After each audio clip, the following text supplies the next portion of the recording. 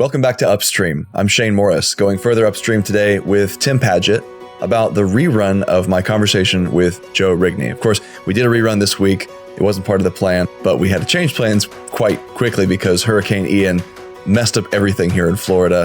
Fortunately, my family and I were not directly in the path of the hurricane, but we did lose power for a few days, and that set me behind with recording and research and all the kind of podcast prep that goes into the whole process. So we re-aired this episode, but that does not mean it is lacking in relevance. In fact, it was extremely relevant because Joe Rigney presented a talk just a couple of weeks ago at the National Conservatism Conference right here in Florida. And the talk was themed almost exactly around the topic we discussed in the podcast a year ago this month, and that it was the abolition of man. And he applied it to politics instead of just to education. But I think there's a lot of fruit that can come out of that discussion and his talk. And I'll make sure we link that underneath this podcast in the resources. But in the meantime, Tim, welcome back. I'm looking forward to talking more about this discussion with Joe Rigney. Sure. When I was listening to that this morning, I just remember thinking, this has got to be about Shane's favorite podcast he may have ever done. Just all the C.S. Lewis's, just you're bathing in the wealth of C.S. Lewis conversations. Must have made you pretty happy there. Yes. Oh, I loved it. And it was in the midst of a series, if you remember, that we did themed around Michael Ward's book, After Humanity. And that was, of course, an examination and a guide, an annotated guide of sorts to Lewis's Abolition of Man. And I remember the first time I read Abolition, it was at the Focus on the Family Institute in 2009.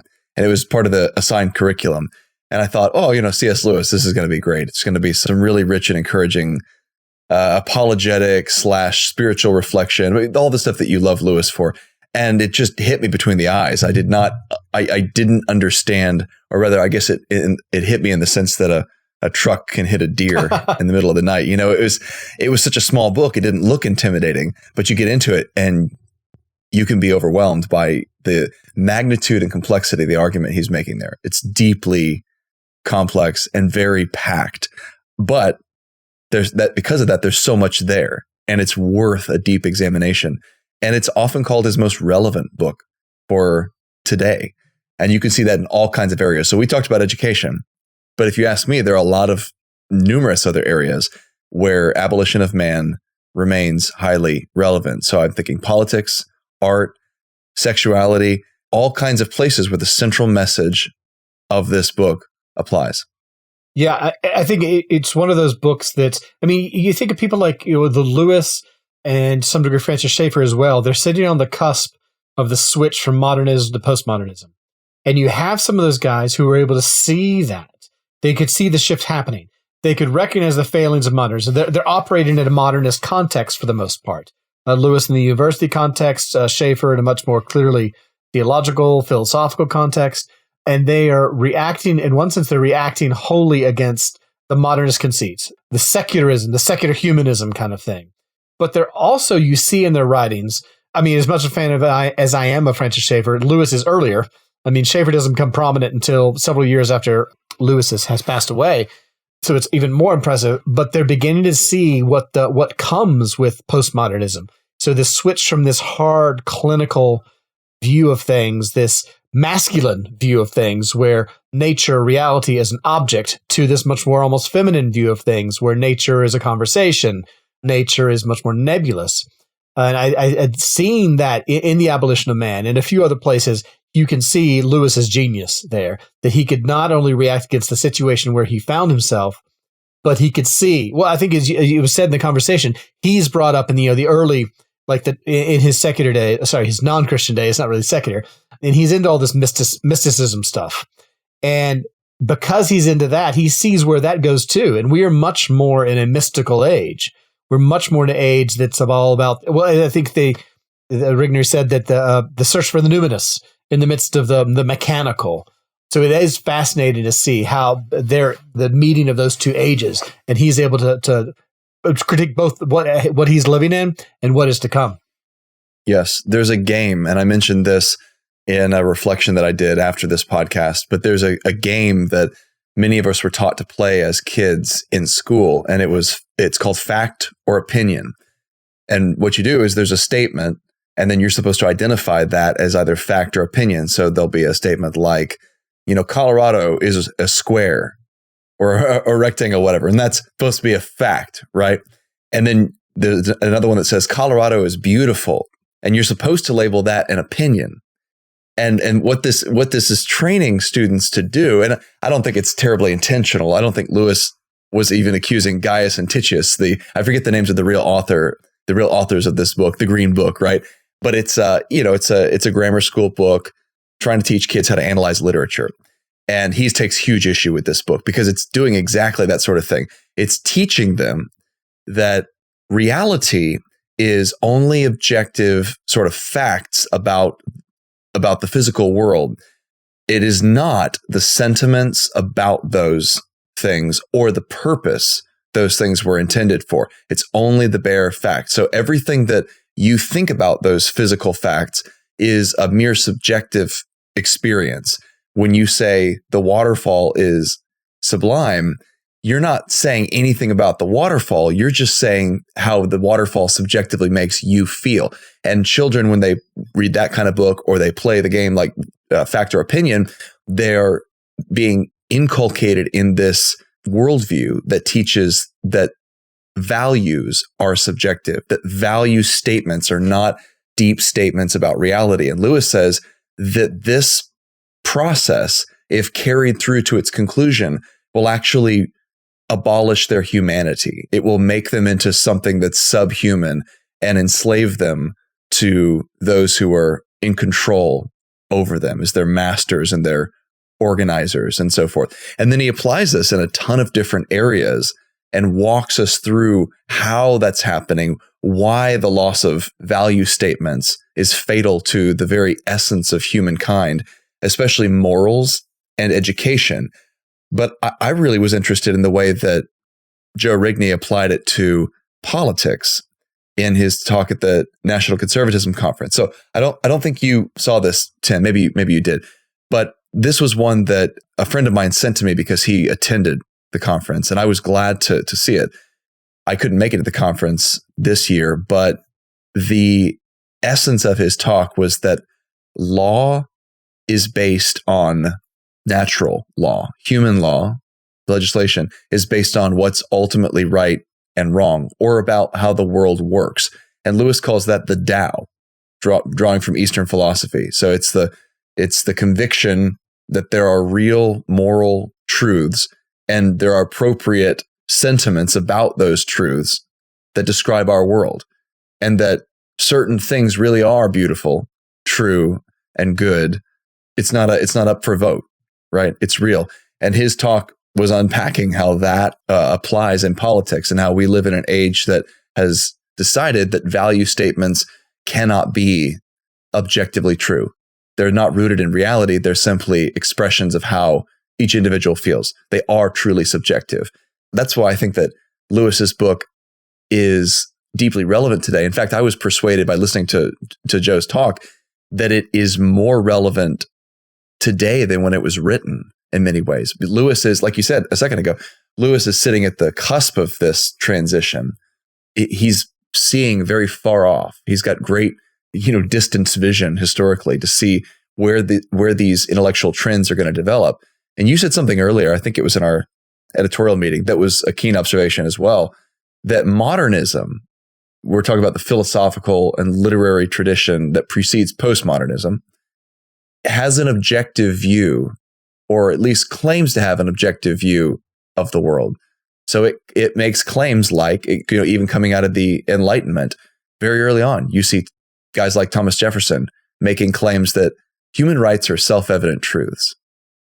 We talked about that a couple of weeks ago too. But they're not self-evident truths, not in a naturalistic sense. They can't be self-evident.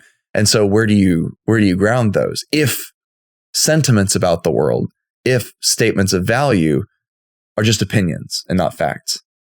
Yeah, I think there's, as you're talking about that, I was thinking about illustration I used about like morality and whatnot. Like if you think about sentiment, when we see a little girl playing with her father, you have little girls, and you just think about the beauty of that. You're supposed, those of us who are outsiders, Like I saw the pictures you put of your newest little one on Facebook, and she's an adorable little girl. And you see that, and you see the beauty of that. We're supposed to react to that positively. And if we don't react to that positively, we, in our worldview, say that there's something wrong with you if you don't do that. But if you have this kind of the view that Lewis is critiquing there, you can't say that there's actually something good about a father playing with a little girl. You can't say that there's something genuinely beautiful going on there. People might go so far as to say that, but if we push them on that, if we push them and say, do you not think that if you see a father being abusive to his little girl, that that's something repugnant? That is something that we should see as not merely a crime, but as a violation, an ugliness, a brokenness. That is something that they will be very hesitant to say that isn't ugly, because they recognize something. They want something to be there. And I think that's where you get that tension between kind of the modernist understanding, the objectification of the universe. They want to have this kind of neutral value understanding of the world. And so they want to insist that there's nothing beautiful about a father playing with a little girl. That you might like it, but there's nothing objectively beautiful about it. But it'd be very hard for them to say there's not something awful about a little girl being abused. And so you see that moment where we as human beings, there is more going on than the objectivity. And then when you talk about politics, there's actually, I saw a tweet recently by I won't say the name, a pastor, a prominent pastor, and he was saying if you feel you have more in common with someone who you agree with politically than you do someone you agree with theologically, then that's a problem. For the first part of that, for a good part of that, I see entirely what he's saying. I see entirely what he's saying, because we really should have more of an affinity with people we agree with theologically, our brothers and sisters in Christ. But kind of an unstated implication, and I would say not even unstated, an unwitting implication of that is that politics is arbitrary. That these things about these policies, taxation rates, we can say that taxation rates are arbitrary. But when you talk about other things, when you talk about questions of war and peace, of justice, of crimes and all these sorts of things, you can't say that that's wholly arbitrary. Our political beliefs, we may be able to say with someone who we agree with theologically but differ politically, we may say, yes, you're my brother in Christ, let's argue. But we shouldn't pretend that there's no connection between our theological beliefs and how that plays out. And I think that connects to what we're saying here. Because it's talking about the world being real. That when we talk about these things, our political things, our artistic views, our political views, they're not mere sentiments. There is sentimentality and stuff like that, but it's not mere sentiments. It has to do with the reality of the world. So when we see a beautiful sunset, we should say, this is beautiful. It isn't merely, it gives me beautiful thoughts. It is beautiful. When we see a crime going on, that's not merely a violation of a rule, but that's a place in which the world is broken. And then again, when we talk about politics, when we talk about abortion, when we talk about marriage, laws about marriage and things like that, there is a realness to it. And I think that's how this all kind of ties together. It's more than just art. I mean, in one sense, we think of art and education and politics being completely separate things. And you and I love Abraham Kuyper. So yeah, we're all keen on keeping those separate to some degree. But in each of them, there's the recognition of the reality of the world. It's something that we share in one sense with the modernist perspective. I think the Christians share this idea that the world is real. What they deny is that the sacredness of life is real. They will say that is not true. And then you might say that we, in some senses, share with the postmodernists the sacredness of life, but they completely lack any sense of objectivity about it. The realness to it. And that's where I think that, to go with Schaeffer again, he talked about upper story and lower story ideas, and that the numinous, the sacredness, the beauties and things like that, those are upper story. And then lower story is the hard things of life. That's science and that's politics and stuff like that. And they're completely separate. And he's saying that's really a false understanding of things. The beauty of Christianity is that it can engage with the modernist understanding of the world as objective and real. But it also so that it differs from postmodernists in that. It also differs from postmodernists because we say that it's knowable. The modernists, on the other hand, they sap the life out of things. Is the line from Voyage of the Dawn Treader, which I think you guys cited, that that's not a star, that's what it's made of, that's not what it is. And I think that's the beauty of Lewis, and I think it's the beauty of Christianity, that we can bring those two things together. Lewis would say that value judgments are actually the truest realities. The fact that a flower or a father playing with his baby daughter or the noonday sun are beautiful in their own unique ways is actually the truest thing about them. What they're made of, the molecules that happen to compose them, the physical details and dimensions, those are less important than the intention and value behind them. Because a mind with intention, a will, and a purpose crafted those things in order to have meaning. And that, of course, extends to people themselves, the crowning pinnacle of God's creation. We have a purpose, a design, a meaning. And that means things like our art, our politics, our sexuality, our education, our very bodies have a purpose. And that's where we get back to, things like natural law, the fact that God's commands are actually suited for the design of his world. They're actually the way things are supposed to work. And as Rigney said in his talk at the conference, when we say that marriage between a man and a woman is the proper definition and should be enshrined in law as such, and that departures from that try to redefine it, as we're seeing now in terms of polyamory and not just same-sex marriage, surprise, who could have seen that coming, that when we make those tweaks to it or try to redefine it, we're actually lying about the way the world really is. And that the way the world really is includes the fact that marriage is between a man and a woman. That is how it actually is created. That's part of reality. It's the deep truth of human nature. And this goes back to something John says very frequently, that there's a difference between laws that are like a speed limit and laws that are like the law of gravity. And that applies in the civil sphere. When we make legislation, there is a speed limit category of legislation that is essentially arbitrary. A group of people could get together and decide that the speed limit will be whatever they want. And there's no there's no intrinsic moral content to that. There's no intrinsic moral content to, when you cross the Georgia-Florida line, you'll notice one thing immediately, and that is depending on which direction you're going, the signage, the billboards by the interstate are drastically different. So the billboard laws in Georgia allow billboards to be about 500 feet tall. It's ridiculous. The billboard laws in Florida say they have to be right next to the ground. They can't be, obnoxiously tall.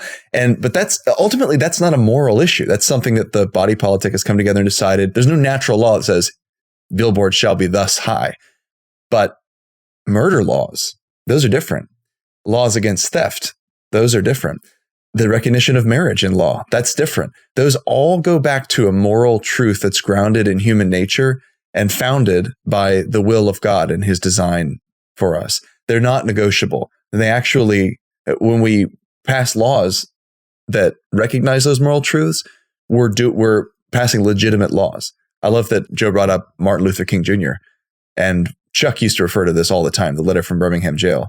And his entire argument in that is that segregation is illegitimate precisely because it contradicts the natural law, which is that men are created equal before the law and must be treated accordingly. Yeah, I think there's something beautiful about all that, because it's just a reminder. Well, as you've had with Glenn Scrivener talking about the oppressions that were common in the ancient world are now so shocking to us precisely because we've been taught as a civilization for 2,000 years now that people are special. When my now 13-year-old, almost 14-year-old, several years ago, I was explaining to him the history of America, and I talked about slavery, and he was like 4 or something. And I said, and I explained all this, and he kind of looked up at me and says, "Dada, people are special. You shouldn't sell them." And I was like, there you go. There is the argument, because people are special, that you shouldn't sell them. We're not just these objects. And that's something that you don't get. Modernism can never bring that, because all people are is objects. All people are is matter in motion. And I love the conversation you guys had about Puddleglum, and something I'd never really thought of it in this way. The fact that the woman with the green kirtle, she's in order to convince them that Aslan's not real, that the sun is not real, that the overland or whatever is not real, she has to enchant them. And that was, I think, a really interesting line, because you don't have to convince a small child that there's more to life than the apparent. all you have to do is you watch a child, they will play that there's more going on. A hill is not a hill, it's a mountain. A fort is not a couple of boards put together, it's a castle in the sky. You don't have to convince them of that. You have to convince them that life is only reality, only material world. As you talked about Neil deGrasse Tyson, who's, from as I understand, a brilliant scientist. When he's talking about actual science, he's quite competent, all that kind of stuff. And I've seen him on some things, and he's got a good wit and all that kind of stuff. But you're right. I mean, he has this intense desire to convince us that nothing is special. Nothing is good. There's nothing beyond the apparent. As he said, there's nothing we shouldn't call it leap day, because it's just a day because it's just a time where we add a day here every 4 years. And then someone snarkily replied, it's like, if only there were for a word for a sudden jump forward, leap. Right. We're not leaping anywhere, actually. Yeah, that's his argument. You see that, and it's a strange sense, because you've got the modernists who want to convince us that there's nothing more than matter, that all your love for your wife is nothing more than chemical reactions. Your willingness to die for your country is nothing more than a leftover tribal instinct, or even herd instinct from animalian days. Everything that your view of God, as you guys clearly played out there, discussed, that your view of God as Father is just your desire for an even greater Father than your real Father was, and all that kind of stuff. At the same time, the postmodernists, who were so determined from a very different angle to reduce everything to power dynamics. I mean, the critical theories that we see, what is the final example? What's really going on? What's behind the curtain? What's behind the screen? They're so determined to reduce everything to these raw, malevolent forces. While the modernist wants to say that everything is just material forces, the postmodernist wants to say everything's malevolent forces. Everything is ulterior motive, all this sort of stuff. And it's interesting, these two groups wouldn't get along all that well, share this desire to strip the world of sacredness, to strip the world of anything that gives life meaning and beauty and things like that. Well, there's a sequential nature to them, and there's a reason why one has a reference to the other. It's because modernism is the disenchantment of the world. It's the driving out of value statements, and then you leave that void there, and you think nothing's going to rush in to fill it. Well, first of all, the modernists themselves can't live that way. As Lewis said, you'll find them going back on that statement the next moment, step on their toes or take their wallet or something like that. And they're going to quickly start asserting value judgments and claims that are metaphysical and not material in nature. So there's a void there, and something comes to rush into it. For the postmodernists, whatever comes to rush into that void of value statements is treated with suspicion, because it's a power play. It's somebody trying to take you in. It's somebody trying to get you on board with their agenda. And so you have to see through everything and pulverize everything and get back to the ulterior motive behind whatever's happening. The problem is that's its own kind of void, because you can't go on seeing through everything. As Lewis said, and this is in Abolition of Man, it's one of the many brilliant images. The man who sees through everything is blind. To see through everything is the same as not to see. The whole point of seeing through things is so that you can see what's on the other side, so that you can, comprehend reality. If you are denying the value of value judgments, right? You're saying just sentiments are just sentiments. Like, I love that pun that Joe Rigney uses. If you say that, then you have created a void that something must rush into. And Lewis's point is that when that void opens up, what rushes into that is the power plays and appetites of a few men or women, those who will govern and order society in the absence of the Tao. So those people will claim victory over nature because they're reordering nature, such as marriage, to their own ends. But where do they get those ends? And then he does a big meta play on that and says, well, at the end of the day, you're going to follow your appetites. And so all those moves that we thought we were making to conquer nature and triumph as human beings, as the masters of our own evolution, at the end, we're just going to be slaves to our bellies, our passions, ungoverned by a chest of virtue and trained sentiments.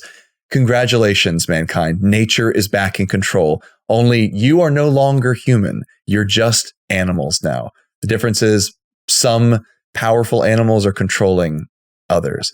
And that's where we're at. That's where we're at today. It's a perfect description, because what happens?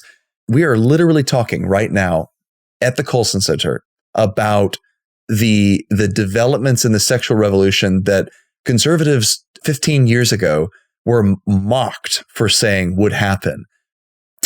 Judges taking polyamory seriously, declaring that this is now something that marriage has to encompass. What's happening? Raw will and passion is governing our laws, our institutions, and our value judgments. Now, if anything goes, what happens is whoever makes the demand the loudest is the one who gets it written into law. There is no law, and everyone's doing what's right in their own eyes, as judges would say, or perhaps what's right in their own belly. Yeah, absolutely. I mean, that's one of the ironies of the whole critical theory moment that we're in, is that it's so much a desire.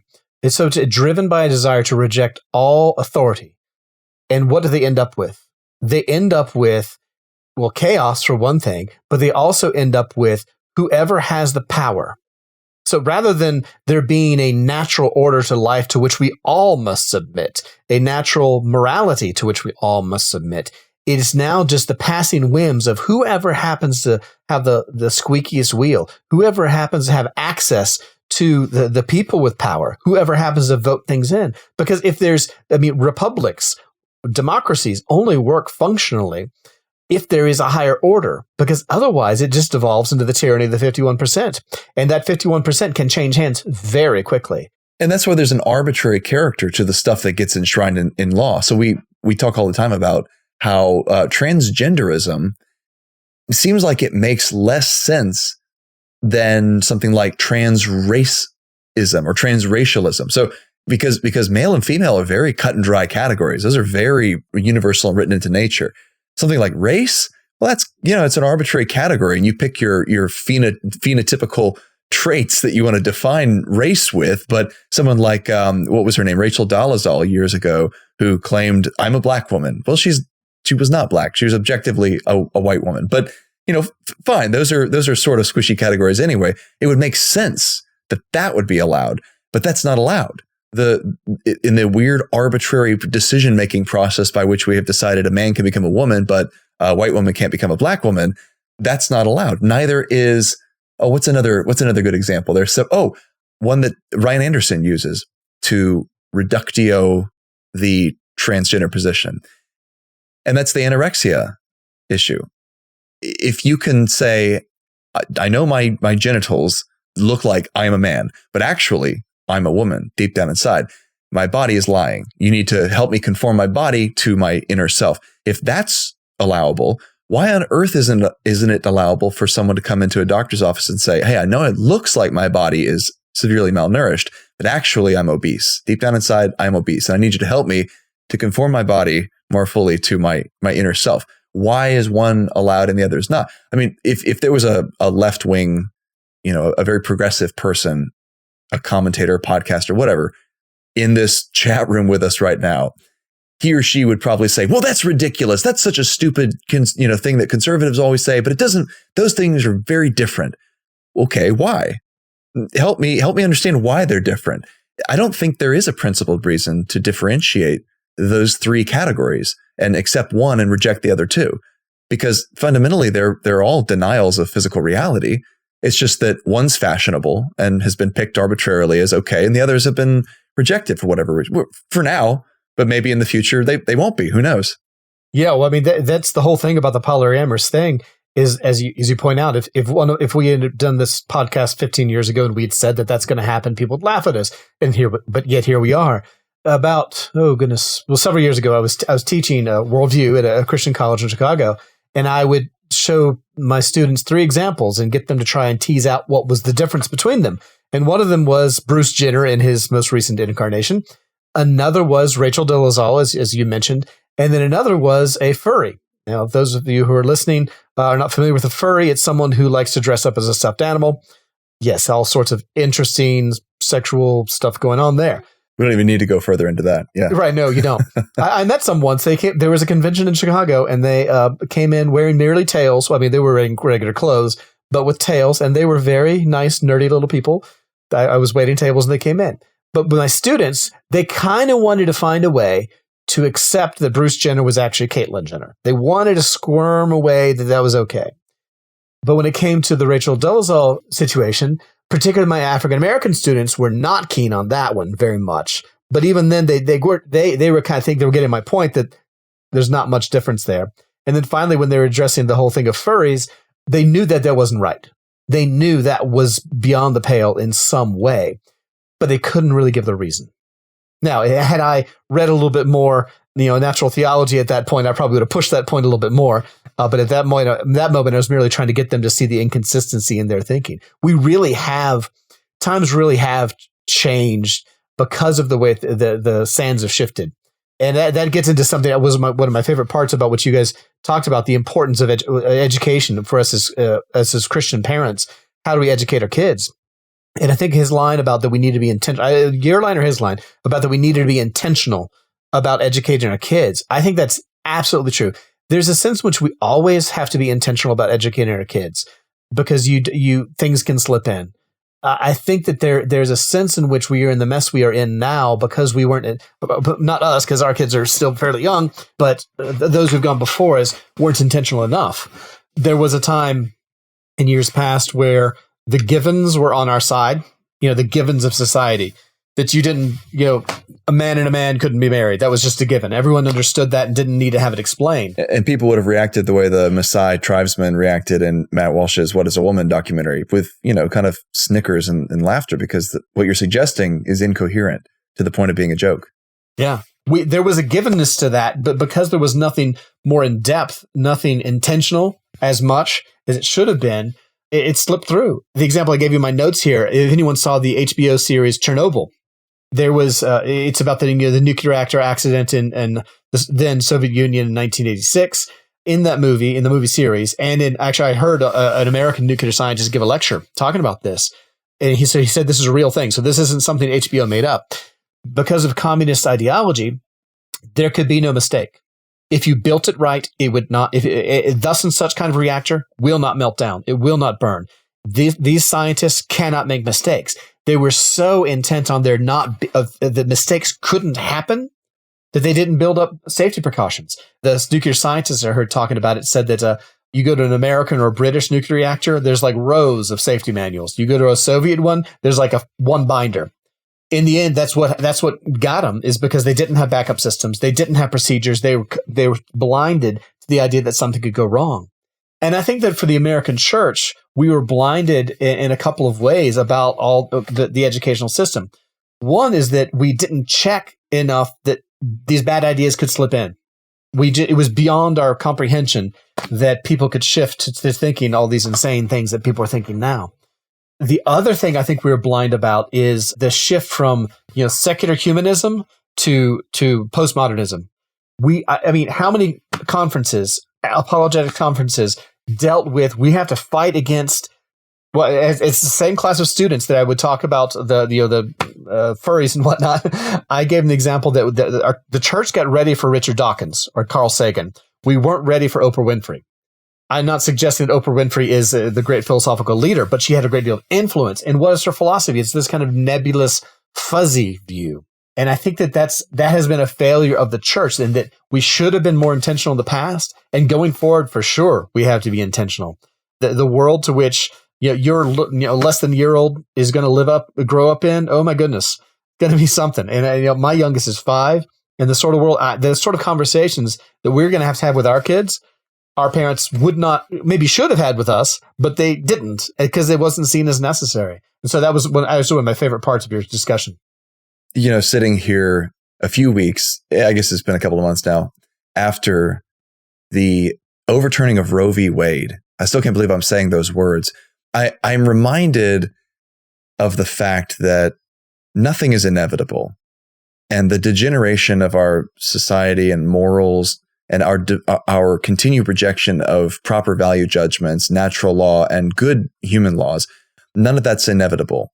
We can actually change things. And I was just thinking, listening to that talk, that when Rigney said Roe v. Wade has been overturned, he used that as an example of precisely the kind of hope we should have. That if you had told someone in a conservative in like 2004 that Roe v. Wade would be overturned in a very short time, they would have said, no way, that's impossible. I remember thinking that when I attended pro-life events. It's just like, and we are going to, the speaker would say something to the effect of, we are going to get the law changed in state legislatures. We're going to make that cultural change. We're going to persuade this number of people, and we're going to overturn Roe v. Wade. And then eventually abortion will be legal. And I'd think, that's cute. That's nice. Yeah. It's good that you're aiming so high, but that's never going to happen. I mean, Roe is pretty much permanent. I even had someone tell me that at one point, and yet here we are.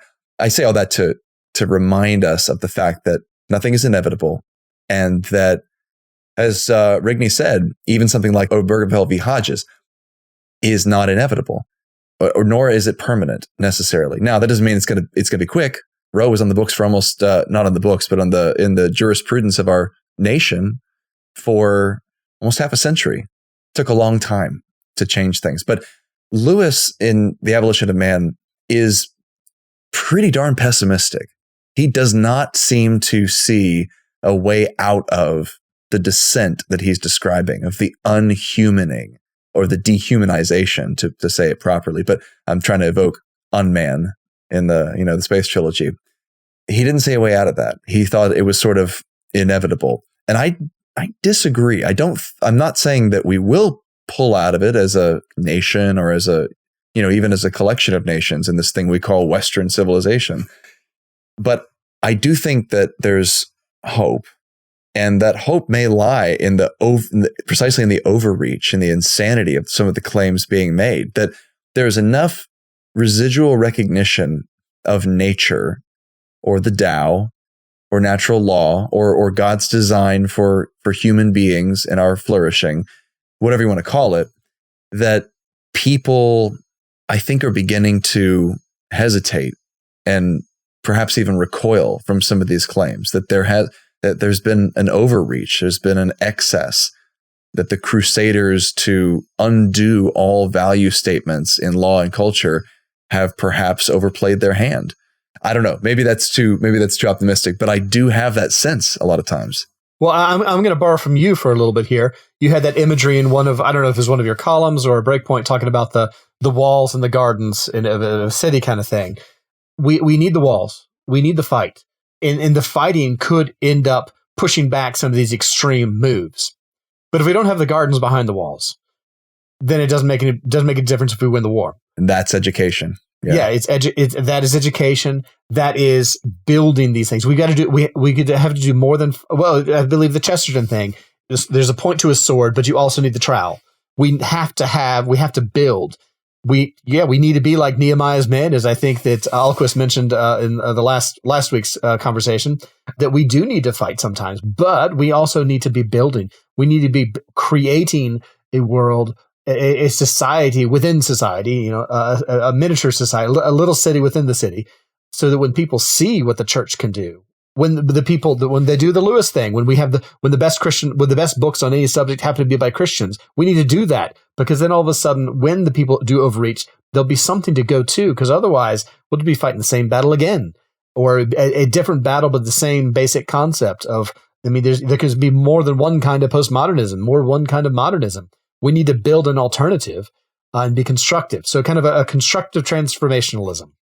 And to acknowledge and remind ourselves, again, as we live out the truth of the Christian worldview, the wisdom of Scripture, of the right way of looking at the creation, that it is true to what God designed, that when we play with our children, it really is beautiful. When we see the marvels of God's world, they really are marvelous. When we do something that's right and resist temptation and obey Christ, that really is good. It's not arbitrary. It's true to who we are as creatures. We're living into our design. It's the way the world really is, as Joe said.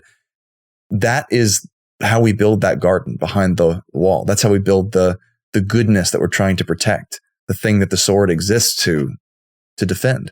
And so I think that that's a tremendously beautiful and helpful way to kind of end this conversation. There's a lot more to say about the abolition of man, and I think I'll probably be unpacking the riches of this little book for years and years to come. I'll get nowhere close to the bottom of it. Many have tried and they just can't. But this is a call back to the Tao, back to natural law. I'm glad we can revisit that briefly in this conversation. I hope we can come back to it again in the future. So thank you, Tim. Absolutely.